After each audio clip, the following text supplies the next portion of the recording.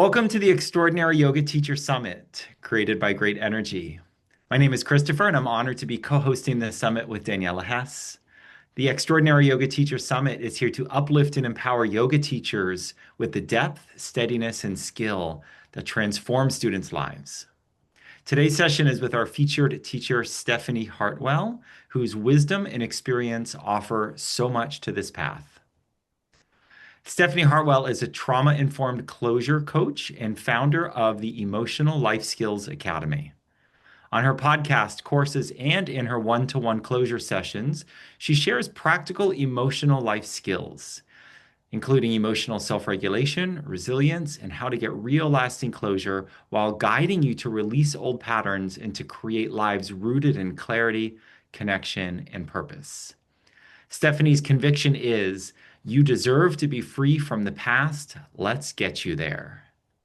Welcome, Stephanie, healer of healers. Thank you so much. Thank you. And hello.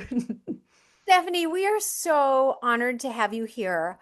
For those of you that are joining us right now, hello, my name is Daniela, and Stephanie is one of the most remarkable and skillful and effective healers that I have ever met. I'm in my 50s. I've been in this field for over 30 years, and she's one of those healers that I send all of my clients and students to.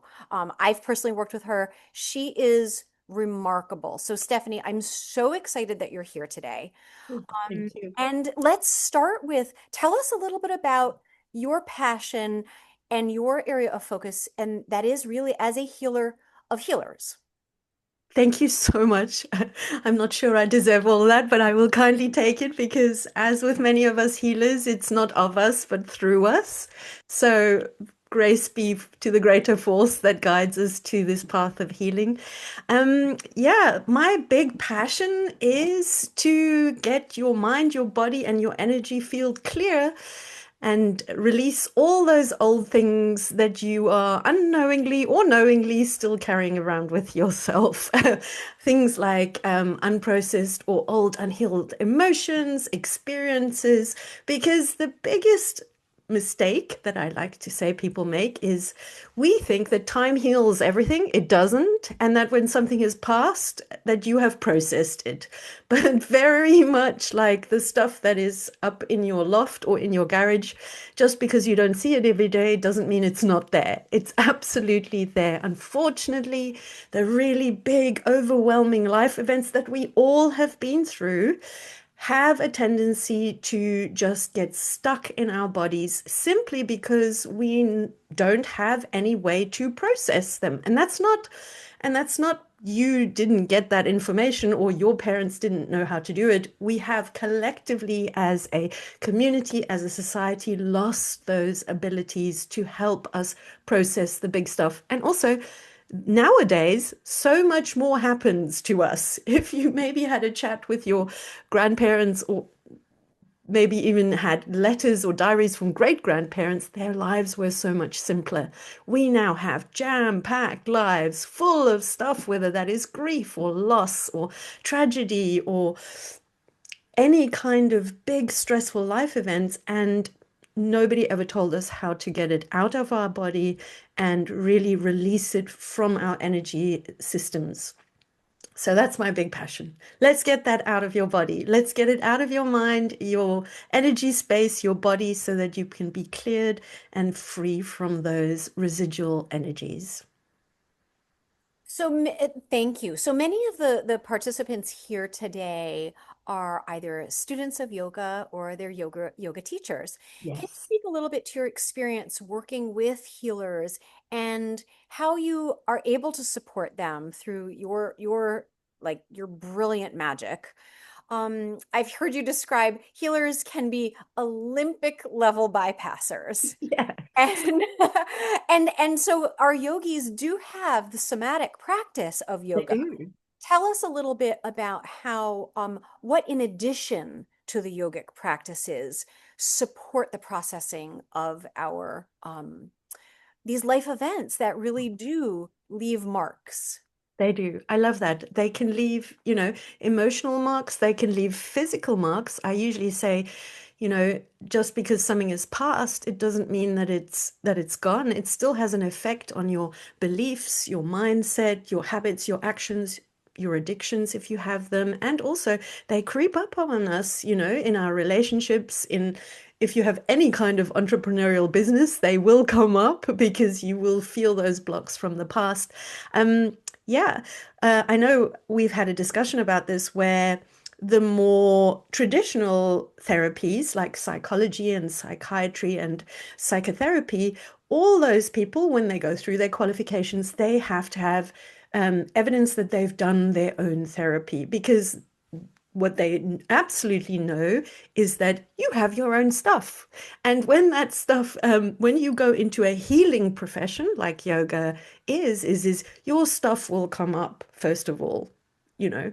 And so there needs to be an avenue where that stuff is met and held and processed. Unfortunately, with the more alternative complementary healing arts, we haven't really added anything in about our emotions, especially the more physical based ones, although they are fantastic for nervous system regulation. They don't usually, excuse me, address the deeper stuff. Excuse me, one second. They don't address the stuff that isn't right at the forefront. So I mean, I myself am a lover of yoga, and it just is so phenomenal to really get you in a different state, to manage your stress better. But it doesn't really seem to address, in my lived experience, the deeper stuff that your mind has very conveniently and wisely buried along the way to keep you functioning in your everyday life. It just says, let's take that and shove it to the back. So, yes, I love body-based healing therapies for nervous system regulation, for stress management, for energetic channeling and connection. But what about the stuff that's hanging out at the back? I know I've joked with you about the food that falls down at the back of the fridge and then starts to fester away and rot. And so on the one level, I think in all the alternative and complementary healing practices, we have come to them as teachers, as healers, because we have many times been through a lot ourselves. We have come to these because we understand the power of healing and we understand the value of healing. But we also need to understand that we also carry things within us, and that in order to step into that healing service to others in our full capacity, as our clearest channel, as our brightest bulb of energy, we do need to look at the emotional boxes at the back of our brains and our minds. And so I personally have, after many, many years of studying many different modalities that I absolutely love, settled on a tool called Havening, which is in the neuroscience category. So it doesn't really fall into therapy and it doesn't fall into personal development or spirituality. It just says your mind that has been through all of this stuff is also a brain. And your brain takes pictures of whatever's happened to you, and those pictures need to be cleaned out of your brain, just like you would clean your kitchen or your loft or your garage out. You need to clean these pictures out of your head, and that then can free up more energy, more vitality. You can become a clearer channel. I know I've said before is, you can't pour from an empty cup, but also you may just also have a completely clogged up kettle, which is full of the stuff that happened to you as a kid, the stuff that happened to you when you were a young adult, and also just plain life happens to us, doesn't it? And people just assume that, oh, okay, it's finished, it's over, but your body, your mind, and your energy field is still carrying it around. Stephanie, can you share some practical, tangible examples of Yes. how something from someone's childhood or young adult years would actually look playing out in their habits, their patterns, their relations, such that it may not be obvious to the practitioner, to the healer, to the helper? Yet you've led thousands of people through this process, through your process. So you've heard, well, this Mhm. happened then, and oh my goodness, this is how it's impacting me now. And I hadn't connected those Mhm. dots. Can you share a few Absolutely. varying examples so that Mhm. people listening can see, oh, this is how that can play out now, and I might not have Absolutely. made that connection. I think none of us have been taught to make that connection. You know, in our mind, in our culture, we are taught that trauma is the really big physical or sexual stuff that happens to people. And the truth is, trauma can be as simple as a normal life event. You had to change schools, somebody died, somebody got ill, you lost a business, you lost a friend, things like that can be traumatic to your mind as well. I think that's the first thing we need to look at. The reason why I say healers are usually Olympic level bypasses because the healing work that they do regulates their brain and their mind regularly, and they get through their stress really well, but it doesn't remove it. Almost like when you talk to a friend, you feel better. But we already know that a problem shared is a problem halved. It's not a problem removed. So many of the times when we do things like yoga or any other of the body-based healing therapies, you will feel better. It will feel like your stress is managed better. And so you are even less likely to look at the more overwhelming unprocessed stuff at the back because you feel great most of the time. So, yes, there is a lack of education that the stuff way back is affecting you right now. But also, when we really look after our body and we take care of ourselves, we don't notice really because we feel good most of the time. And so we are even less likely to go look at what happened in the past. But if you look at your life, it will always show you the evidence. The most important part is that I suppose the best example and the thing that people come to me the most is in relationships. The way that we were parented and the way we saw our parents interact with each other is absorbed by your young mind without the ability to discern or to analyze. It's literally just a picture that enters your mind. And so you then have a picture in your mind that feeds not only your ideas about your relationships, but also your beliefs about relationships and yourselves and the coping patterns that you had to take on to survive in your childhood. Maybe you had to be funny, or you had to be the people pleaser, or you had to never speak about your emotions, or you had to, be the caretaker of everybody. And then you grow up as an adult, and here as an adult, you then start bumping into relationship problems. You think you have a type, which we all sort of do when we think, when we don't know much about relationships and how we relate. You think you're picking the right person, but actually your pattern, your belief, and your the structure that you grew up with is via your subconscious picking.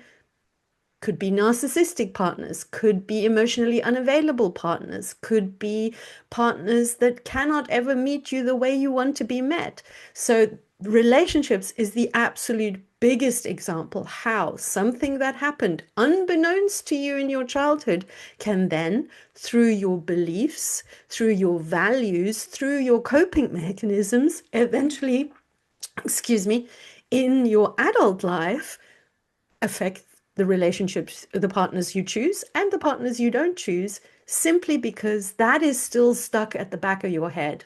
I think it was Carl Jung that said, your unconscious will drive your life. You will call it fate until you make it conscious. You are literally, excuse me, operating on a unconscious level, and that unconscious level is informed by all the traumatic events that happened to you as a child. I hope that makes sense. Wow, that's brilliant. And one of your convictions also is that healers, light workers, helpers are showing up for their classes, for their students and their clients regulated first in their own channel to be able to serve at the highest energetic level. Is there Yes, anything else that you'd like to add to that as a absolutely. responsibility of a practitioner? Yeah, I think, any of us who are in the healing arts and all the supporting capacities, you know, we generally have a habit of being there for everybody else and for us in the least capacity. Especially when we're younger, we have come to this, we are passionate about this, we want to serve other people. So that's the first hurdle that we have is there must be a word for it, healing arts, people pleasing, something kind on that structure. But because we're usually, we feel so nourished by what we do, we feel so convicted about helping other people. We're just really passionate people, aren't we? But usually that also means that our own stuff falls behind a little. That's the first element. The second element is that, like I said before, because you're constantly feeling so good about the actual practice that you do, you don't notice that there's stuff at the back. But you are a vehicle of light, a vehicle of energy, a vehicle of joy, and a lighthouse for others. Wouldn't you want your lighthouse to be at its most brilliant capacity? If you already feel called to be a lighthouse, if you are already using your life force to be a lighthouse, wouldn't it be a great idea if we can make you an absolute powerhouse rather than you shining a light and then having to carry all of these things from the past and in the process, possibly exhausting you because you don't realize you're carrying all of these things. You're pumping out this love, this light, this energy. But unfortunately, you are still also shackled to the past because of this thing that happened when you were 6, or you're still hurt by this thing that happened to you when you were a young adult. We need to clear out the back of the room so that in your mind, in your energy field, so that you can be the clearest, brightest, most authentic, most aligned, and most joyful channel of energy, whatever you do. It had just occurred to me listening to you that, well, two things. One, I'd like you to remind yoga teachers that are here listening to this and yoga students that yoga teachers really are healers, that you are in the Oh, healing practice, absolutely. right? So oftentimes when students go through their yoga teacher trainings and Yes. many of the overarching organizations that approve yoga teacher trainings, etc., it's very explicitly it's made very explicitly clear to not be identifying yoga teachers as that yoga is not Yes. healing per se, Yes. that yoga teachers are not healers, and yet they are. So that's one Well, thing. primarily, you are a healer of the space. You Let's are, so talk when about you step into a room and you are the person at the front, whether you're running a workshop or showing an asana, you are the healer of the energy of the room. Whether or not that person steps into it and takes responsibility for their own healing, because healing is the responsibility of the individual, you are providing the energy of the space and the way that you present yourself and stand in that space has the capacity to affect other people. It doesn't matter whether you're teaching a workshop or if you're, you know, whenever you are presenting an energetic space, you are the healer of the space. That's how I see it. I really like that. That's beautifully said. Stephanie, in a conversation you and I had previously, we were talking about um, the soul wounds that we experience. Oh, And I yes. like that as a litmus and a gauge because sometimes it's still just so hard for the Yes, individual to of see course. how did this thing that happened here, how Yes. is it showing up here? So I love that. Let's unpack a little bit how universal there are Yes. soul wounds we experience. I usually speak to the five, but I like your list that included trapped and a few other things too. So can you speak to the universal soul wounds that no one is exempt from receiving and delivering, like Yeah. it or not, and how that really is what we're reconciling in Yes. our life challenges? Why don't you start with the five and I'll add the other two? Sure. Because you've explained them really well. Well, okay, so the five basic ones, we'll Yeah. say, and then we'll say there are bonus ones, right? Yes, they're bonus ones. Basics are Yeah. rejection, Yes. abandonment, Yes. betrayal, Yes. injustice, and humiliation. Yes. And I add to it trapped and inescapable and inescapability. So trapped and inescapability, because those are the two things that decide whether something gets encoded into your brain as a trauma. But those five are the key ones. So betrayal, injustice, rejection, abandonment.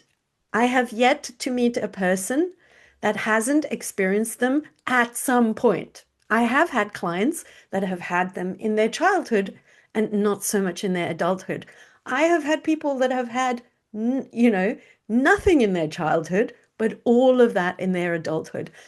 I'm going to hazard a guess that none of us get out of here without experiencing those key things. Abandonment, betrayal, rejection. Those are just fundamental cornerstones of human life. And the problem is when we go to school, we learn all wonderful things. I mean, I can remember things about tectonic plates and clouds in the skies and what kind of skin frogs have. I never learned anything about how to handle abandonment, rejection, and any of those things. So emotional life skills do not really get taught, and they do not get handed down by our parents, because guess what, our parents didn't know either. And so we then step into this adult life having no skills, no map, and no idea how to handle any of those things. And the problem is when your brain doesn't have the capacity to process, because that's what the word process means, that your brain goes, oh, I know what this is. I'm prepared for it. I know what's happening. Let me, channel this through my body. It just sticks it to the back of the head, hoping that at some stage you will have the time, the energy, the knowledge, and the skill to process it. And that day never comes. That's the real problem. But the key part is you will have had an experience of rejection, of betrayal, of injustice, of abandonment. And these memories are sitting in your energy field. They are affecting you every single day, even though you aren't aware of them consciously on an everyday level. That's the key bit, that you're carrying around this emotional backpack. This is what emotional baggage is. We all have it. Nobody has none, but we carry it. And some of us carry better than others. And some of us also have more in that bag than others. And so the way that I really got into this work, I had already been to 10 years of therapy. I had been to personal development. I had long already been in spirituality. And then I had the experience of a couple of very big life events happening in succession, and I got actual PTSD from it.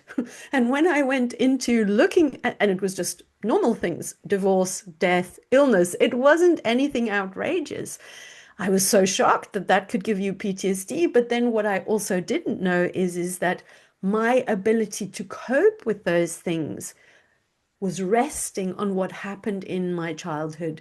And I didn't even know. I had no idea. I had absolutely no idea. But through therapy, personal development, spirituality, also I trained in yoga as well along the way. Because I had so many practices on a day-to-day level, I felt great most of the time. I had no idea that all of that stuff was still sitting in my subconscious, my psyche, my energy field.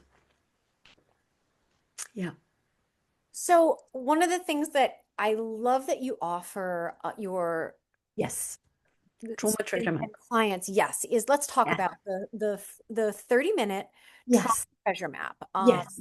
So because that is your free gift It that is. people are invited to click below and Yes. to receive the invitation to be able to Yeah. schedule with you for free one-on-one. Yes. Such a friends, I this is such a generous gift. You will get so much out of simply, if you did nothing more with Stephanie, Yes. what you would receive out of a 30-minute one-on-one with her.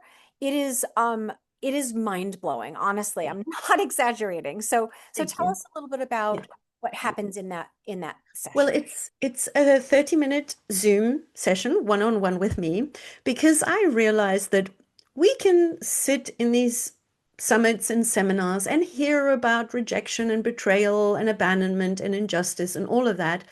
But until we actually make a map of what happened to you won't ever know really what's in your emotional baggage bag. And I'd rather you knew what was in that bag than continue the rest of your life walking around going, I don't have anything, but still have problems with your health, have problems with anxiety, have problems with relationships. It is, in my opinion, the most vital map you need to have because anything on that map is going to secretly, silently, and slowly infect every part of your life. So I say, let's just rip the band-aid of unconsciousness open and let's go and make a map of what has happened to you. And then I'd use muscle testing to check how much your body has been able to clear it out. 99% of the time, nothing can clear it out because you need a neuroscience-based element, something that the brain can use to clear it out. There are many modalities that are beautiful and have wonderful intentions. I have gone down many rabbit holes. It requires a brain-based, body-guided tool to really get those things out. And we map out, I call it the trauma treasure map, because once we have awareness of what is in your unconscious, what has happened to you, and once we clear them, I always say, you don't even know what's possible in your life because you have run around with this backpack of heavy emotions your entire life. So, also one of the things, one of the quotes that I love, the treasure you seek, that one, the cave you fear to enter holds the treasure you seek. And for most of us, we have just never looked. We have just never looked in our past. And that 30 minutes is my gift to you. I don't care whether you do that healing work with me, but I'd rather have you map out and truly know what you're carrying so you then can really take responsibility and going, I am ready, willing, and I'm now committed to laying this down. That's why Trauma Treasure Map is always the first thing we do. Stephanie Hartwell, my last question to you today is, let's pretend that the following broadcast, Yes. the conclusion of this conversation, is going to be received directly in the heart of absolutely every of the billions of yoga teachers on planet Earth right now. So we welcome your closing message or transmission or blessing, whatever is there for you, right? From your heart to the heart of all extraordinary yoga teachers. Oh, oh, thank you for your gift, your light, your energy, and the joy that you cultivate in the world. We need you. You are precious to humanity. Let's get you to the brightest, clearest, healthiest, and wholest channel that you can possibly be so that you can guide, illuminate, and enlighten the hearts, the bodies, and the minds of the many, many, many, many that will come to you looking for a path forward. But thank you, most importantly. That's it. Thank you. And you rock.